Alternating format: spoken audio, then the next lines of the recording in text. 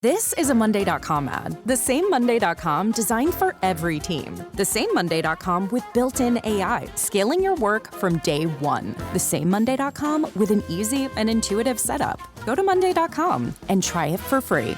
Hey there, it's Wayfair here, where delivery and setup are as easy as a few taps on your phone. You're relaxing in an old hammock, scrolling Wayfair's app, when you spot it, a brand new patio set. Next thing you know, Wayfair delivers it right to your patio and sets it up. Oh, you need a new grill too? All right, Wayfair's got you covered. With Wayfair's Room of Choice delivery and fast expert setup on qualifying orders, life gets a little easier. Visit wayfair.com or the Wayfair app. Wayfair, every style, every home. How would you like a 15% discount to my daily email, the stack of stuff, the show notes, discounts to the conference, all of that? All you need to do is text the word show to 33777. You'll get the annual subscription with a 15% discount to my daily email. You'll get the stack of stuff, the links to the show notes, discounts to the conference, and so much more. All you have to do is text the word show, S-H-O-W, to 33777. Text show to 33777.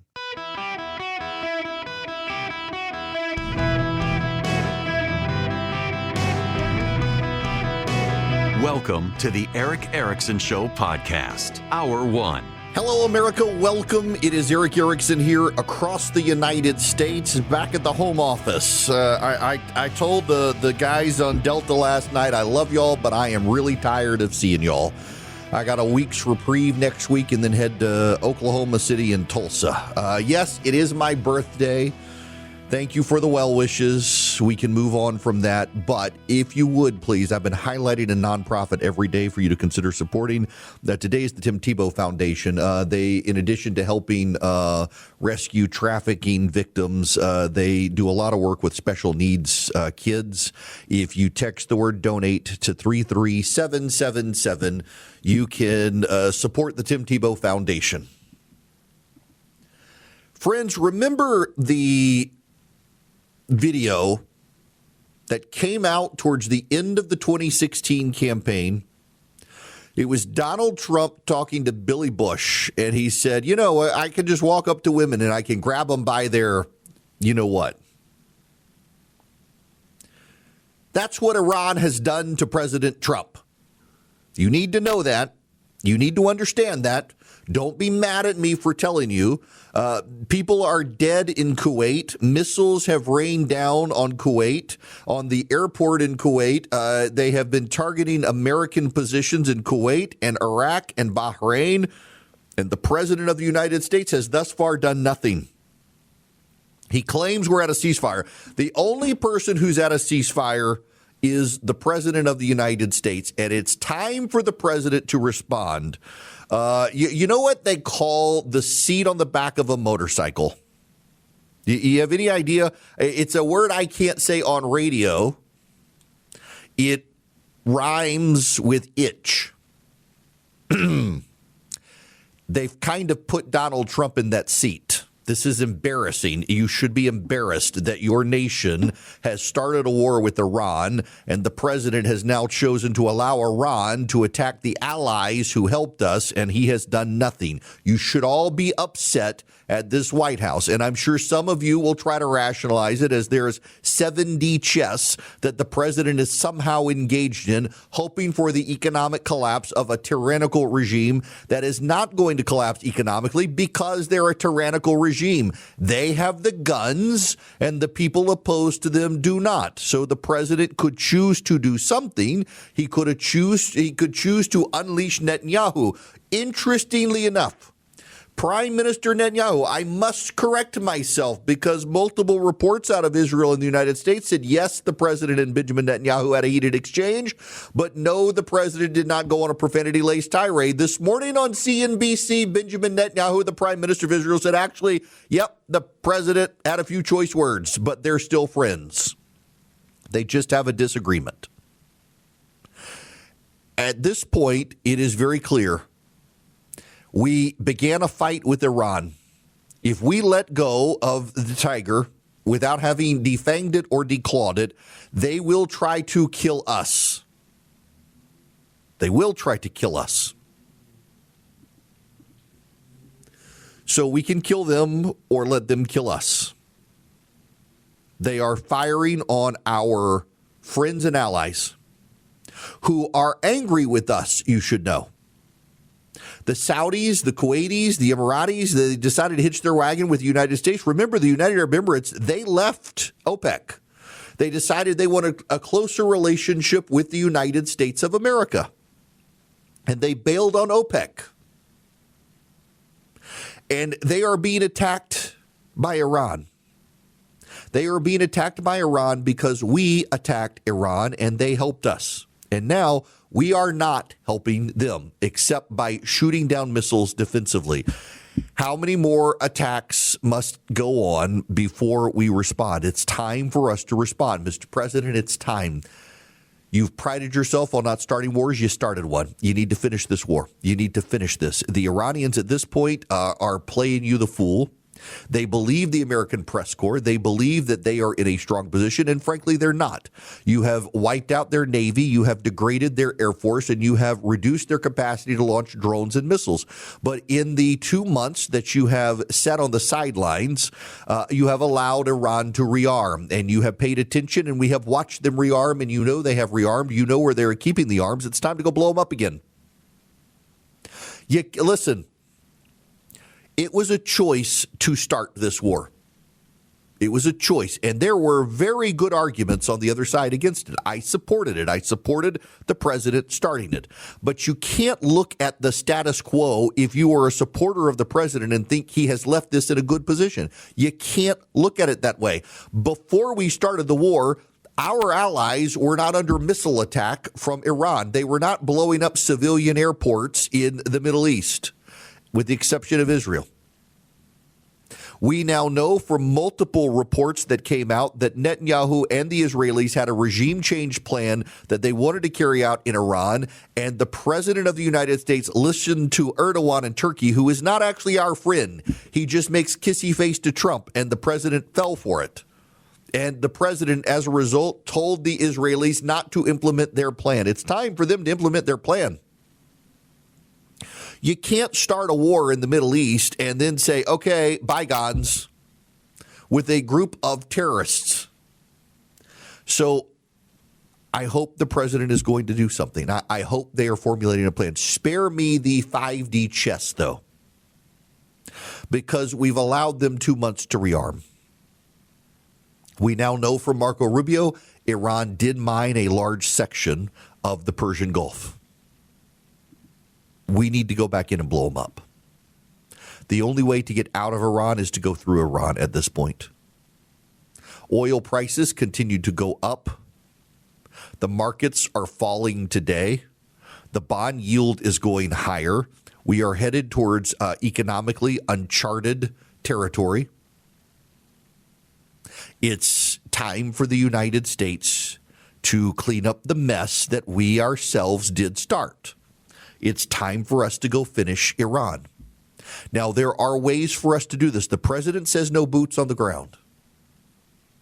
I'm fine with that. We don't necessarily need boots on the ground. However, what we do need is a sustained bombing campaign. We need a real strong bombing campaign from the president of the United States and the American military. We have a military unlike any other military on planet Earth. We have the capacity to do things that others cannot do, including Iran. And the Iranians have believed a Western press that hates the United States of America and is against us, an American press that is against the United States because Donald Trump is in charge of the United States. It's time for us to remind the world that the United States is the superpower. It's time for us to remind Iran that they are a third world hellhole, and we will make sure they are reminded they are in hell. Sarah Eisen from CNBC did an interview with Benjamin Netanyahu this morning. As I mentioned, it was a very good interview. Okay, so I know you're fighting that, but on the call, what is your expectation for what the president expects from you now when it comes to Lebanon and fighting Hezbollah? I think he understands that Lebanon has been taken hostage by Hezbollah. It's basically taken over the country. It's an Iranian proxy that puts all the citizens of Lebanon at gunpoint and uses Lebanon as a platform to launch terror missiles into our cities, to launch killer drones against our civilians. And so if we want to save Lebanon, and if we want to get a Lebanese-Israeli peace, as I do, we have to disarm Hezbollah, and we have to demilitarize Lebanon. And I think that's a goal that, it's not I think, I know that this is a goal that the president and I share. And that's what we have to do. So we're trying to, how shall I say this, degrade Hezbollah so that a free and independent Lebanon can emerge. We're still working on it, but we're en route. But did you tell him that you would stop in order to get the peace talks going? No, I think what we discussed is something else. They were firing, Hezbollah was firing these terror missiles into our cities. You know, they hide behind their civilians and they fire at our civilians. Like Hamas in Gaza, they commit double war crimes. And we are responding and we're targeting the terrorists themselves. The terrorist chieftains, many of them are in Beirut. So they're giving orders to target our cities from Beirut. And we said, if you keep on targeting Israeli territory and our cities and our communities, then we'll take out these terror chieftains in Beirut with surgical strikes. And an understanding seemed to have evolved 2 days ago, really, that they will not target Israeli territory and we will not target the terrorists in Beirut. Has that helped? I'm not sure, because it looks like we're checking this, that they fired into our territory. In this case, if that happens, we'll obviously respond. But I think that on the whole, that's a beginning of a change. But ultimately, the change has to be to disarm Hezbollah. You know, you can't have these genocidal terrorists taking over this poor country of Lebanon, using it to try to invade Israel the way that Hamas invaded us, murder our civilians, decapitate our men, rape our women. It's just, no country would accept. And yet you're... Exactly. That is what Hamas did. That is what Hezbollah is doing, and they're doing it as a proxy for Iran. Israel has a right to defend itself, and if that means going over and bombing Iran to defend itself at home, we should allow them to do it. If we're not going to take the fight to Iran, we should allow Israel to take the fight to Iran, because Hezbollah is nothing more than a proxy for Iran. And right now you've got the United Arab Emirates, Saudi Arabia, Bahrain, Egypt, Jordan, and Israel all on the same side, along with Kuwait. It's a remarkable turn of events. The president of the United States has united the Middle East and Israel, Arab allies and Jews together against Iran, and we are telling them to do nothing. It's time to fight back. It's time to go back into Iran. It is time to fully wipe out their capacity to wage war. The media wants to sell you a story that this is all Trump's fault because we replaced moderates with hardliners. They were all hardliners. They were all hardliners. If we want to get rid of the hardliners, we got to get rid of the regime. I'm frustrated right now. There are people dead in Kuwait who would be alive, except the United States started a war with Iran and then walked away from that war. There are American soldiers in Kuwait who have been put in harm's way repeatedly over the past 48 hours because we started a war with Iran and then walked away and said, ceasefire, ceasefire. The only person on planet Earth who is honoring the ceasefire with Iran is named Donald Trump. The rest, Iran in particular, has no interest in a ceasefire, and they showed us overnight launching a barrage of missiles at Kuwait and Bahrain and Iraq, targeting American positions. And it was our allies who shot the missiles down and saved American lives. And then Iran targeted Kuwait's airport. Multiple civilians are dead. Others are wounded. Damage has been done. Mr. President, you're trying to let go of the tail of a tiger. It has its claws and it has its fangs. You will get mauled by this tiger, which, by the way, we now know attempted to murder your own daughter in Europe a while back. It's time to take out the Iranian regime. It's time to go back in there and keep going until we're at an end. We started it and we didn't have to. We need to be the ones to finish it. Welcome back. It's Eric Erickson here. Here's the random story to blow your mind for the day. Let me just read this to you. The fighter pilot that was downed over Iran that we rescued had also been shot down in the Kuwait incident.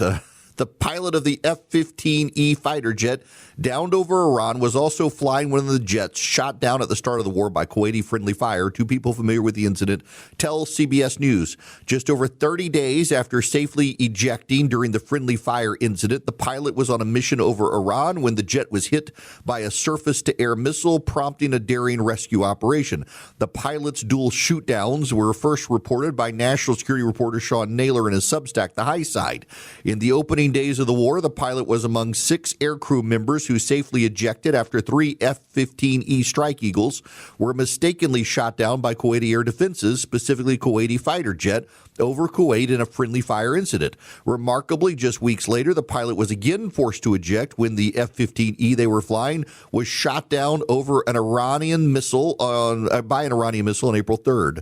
CBS News previously reported that the pilot, who sustained serious injuries, was rescued after several hours, and the second crew member was rescued after nearly 2 days of hiding.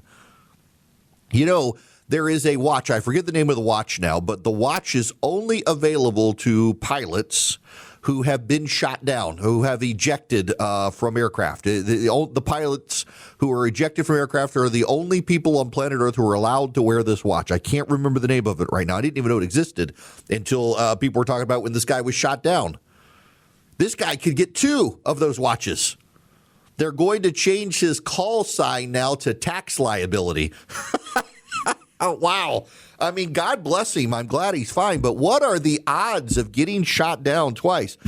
I was in a plane crash when I was a kid. And my daughter tells all her friends she's not scared to fly with me because the odds of being in a second plane crash are slim to none. So she feels like she'll be fine if I'm on the plane. I don't know now. I think we're defying the odds at this point.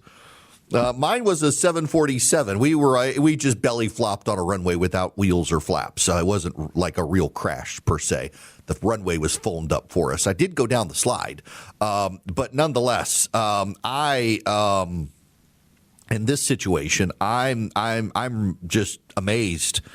And God bless this guy, by the way, seriously, for being able to survive this. But that is 2 F-15E fighter jets that this guy piloted that missiles hit, one surface to air, one plane to plane. And that defies all the odds.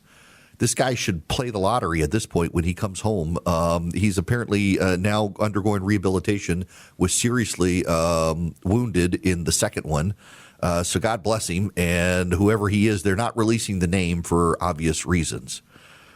Now, I got to tell you guys, I've got feedback from you about Chapter, and some of you are skeptical about it. You shouldn't be. I have looked into Chapter, and I think they do what they say they do. And if you're over 64 and you're looking at Medicare plans, because the plans change every year, Chapter, you can call them. It takes less than 20 minutes, and they're going to look at every single plan available to you in your state. And they're going to line up your doctors and your prescriptions and see if they can save you some money. There's not a sales pitch. They're not making a commission off of you. They're different. They're the only Medicare advisor that compares every plan nationwide, matches to your doctors, your prescriptions, your actual situation. If you're already on the right plan, they're going to tell you. If not, they'll show you a better one. Now, Chapter makes money when you move plans, but they don't steer you to particular plans because they're not being paid by the plans. And that's a big difference with some consultants out there. They are paid to steer you to a particular plan. Chapter's not. They look at every single plan nationwide. On average, people save up to $1,100. You can go to askchapter.org/Erickson today to sign up with them and have a conversation with them. Askchapter.org/Erickson. Stop overpaying for Medicare. Askchapter.org/ERICKSON. Hello there. Welcome. It is Eric Erickson here across the nation. The phone number is 877-973-7425. Should you wish to be on the program, I would be very happy to have you. We need to talk about Scott Pelley in 60 Minutes. When I was a child, I would come home during the summer from Dubai to stay with my grandparents. My grandmother, on Sundays, we had a routine. She would watch Charles Stanley in Atlanta. She would watch Lawrence Welk on PBS. And then she would flip over to the sound of the ticking of the clock on 60 Minutes. We would watch Charles Stanley sermons. We would watch Lawrence Welk. And my grandmother and I would watch 60 Minutes together. I personally think I should take, what's his name's spot at the end. Why am I suddenly forgetting his name? Come on, Erickson. Andy Rooney. Yes, I knew it was Andy, but I said Charles Stanley, so I'm thinking Andy. Hi, Andy, if you're listening, Stanley. Andy Rooney. I was like, no, it can't be Andy. That's Charles's son. No, it is Andy Rooney. At the end of, I should be the curmudgeon at the end of 60 Minutes. That should be my job. I grew up watching Andy Rooney at the end of 60 Minutes. My grandmother and I, every Sunday night. And then what came on after that? Murder, She Wrote, if I remember, came on after Andy Rooney in 60 Minutes. My grandmother and I, we had a routine. You had to watch Charles Stanley. I think Lawrence Welk was on a Sunday night. Maybe it wasn't, but I think Lawrence Welk was. You watch 60 Minutes and you watch Murder, She Wrote. That was our Sunday nights, my grandmother and me. And I watched 60 Minutes, and it was a cool and informative show. I was a nerd as a kid. I loved the news. I can't remember the last time I have seen 60 Minutes. In fact, I remember that during COVID, 60 Minutes did a hit job on Publix. Now, for those of you listening in Houston, welcome, Houston. I realize you got H-E-B over there, and you people love it. In Louisiana, you got Albertsons in Louisiana, and I do love going into an Albertsons in Baton Rouge. But here in the Southeast, we have Publix. Publix is a glorious grocery store. In fact, Southern Living, the Bible of all things South, rates Publix supermarkets as the best fried chicken you can buy. And I have to tell you, as someone who regularly eats Publix I did until I started getting serious about losing weight. My gosh, it's the thing I miss. Because, they pipe the smell into the parking lot. It is just, oh, my gosh. If you've ever eaten Kroger fried chicken, you're step up if you go to Publix. The fried chicken from Publix, the chicken tenders from Publix. It's amazing. I wish I had the recipe. Publix is a glorious grocery store. But you see, Publix is run by a family that are Christians and they're Republicans. And because they're Christians and they're Republicans, 60 Minutes decided to do a hit job on Publix when it was trying to help roll out the COVID vaccine. And they tried to tie Publix and Ron DeSantis together into scandal. And they chose not to misrepresent facts, but to leave facts out of the story to make the scandal. And it was so bad that even Democrats in the state of Florida denounced 60 Minutes and said it was a hack job and they should apologize. Last year, the same reporter in air quotes, who did the hit job on Publix that was a lie that even Democrats denounced, tried to do a story about El Salvador, and Bari Weiss held it up for the audacious reason that they should get a response from the Trump administration added to the story. That's it. She just thought if we were going to attack El Salvador for helping the Trump administration, we should at least get a comment from the Trump administration, which the reporter did not want to do. And that reporter was pushed out the door and deserved to be pushed out the door.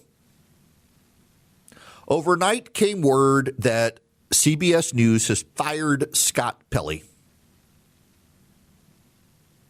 He's the former news anchor for the CBS Evening News. Now, 60 Minutes has a sordid history of protecting progressives. Let's not forget that St. Walter Cronkite, did everything he can to help John F. Kennedy, as did Don Hewitt, who was one of the original founders and editors of 60 Minutes.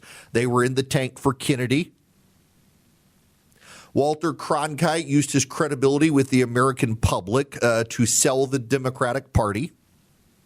It was Dan Rather who tried to ambush George H.W. Bush when George H.W. Bush was running for president. And it was Dan Rather who later lied about George H.W. Bush's son, George W. Bush, with fabricated documents about George W. Bush's National Guard record that cost Dan Rather his job, who to this day refuses to acknowledge he did anything wrong. The truth, my friends,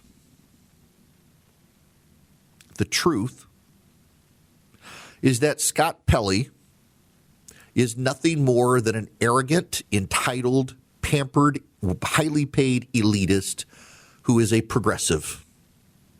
That's the truth.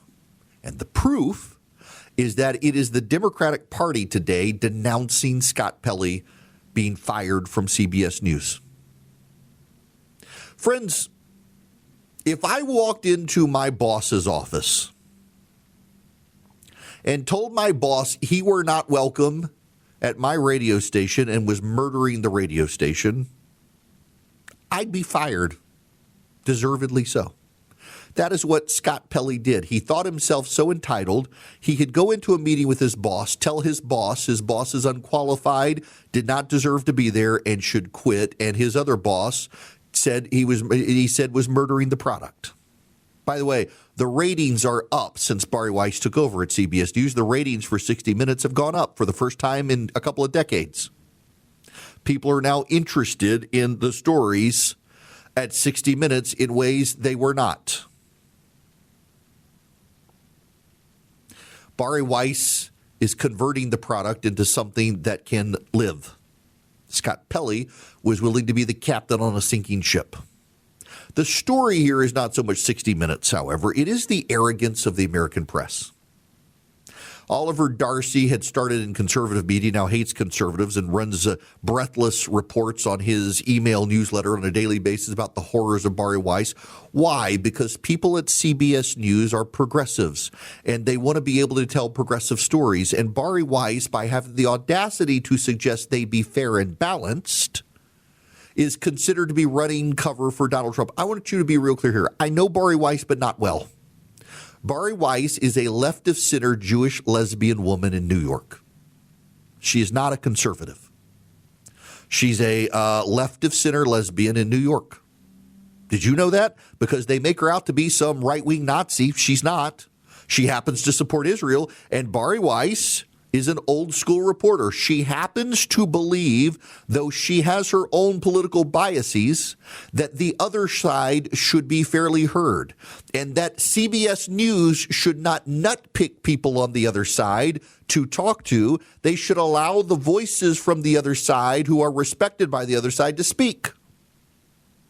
This is one of the things that CBS, ABC, NBC, and the other networks have for a long time done. They've chosen fringe voices from the right to represent the right so they can cast the whole right as crazy, as opposed to say, you know what, that person is actually not representative of the right. This other person is. Let's let that person speak. And Bari Weiss is just saying, if we're going to cover the right, we should allow the people who are listened to on the right to be covered. And that's a bridge too far for Brian Stelter at CNN and Oliver Darcy at whatever his newsletter thingy is, and all the other reporters and the people. And I want to be real clear here with you. If you are a journalist in America and you are upset that Scott Pelley has been fired from CBS News, you are part of the problem, and you don't want to hear it.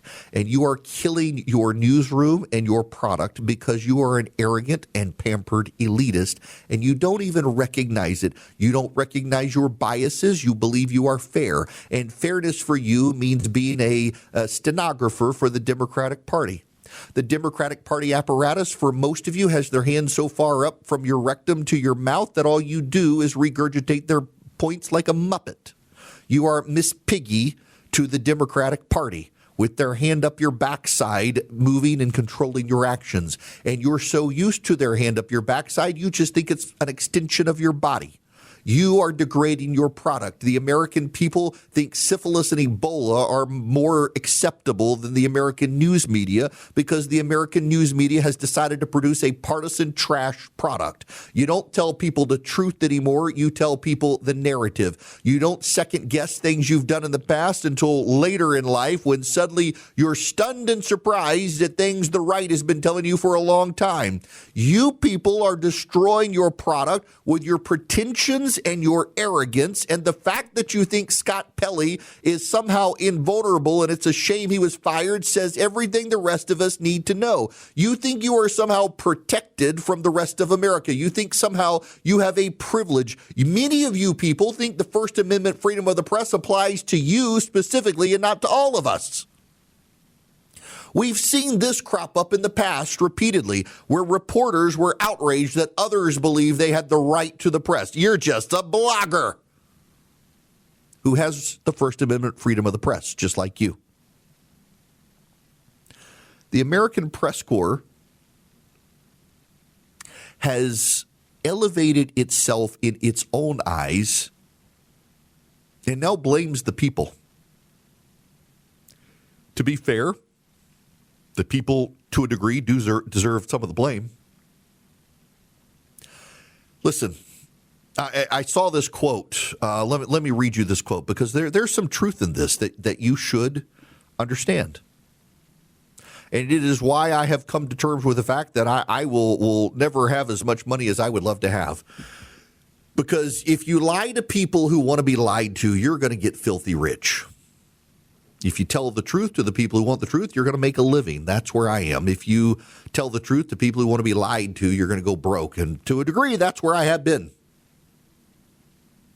I don't want to lie to people who want to be lied to. And there are a lot of people out there who want to be lied to. You want to believe the election was stolen, and I just said it wasn't, and so now you're mad at me. But I'm telling you the truth, and you want to believe the lie. So I've lost you.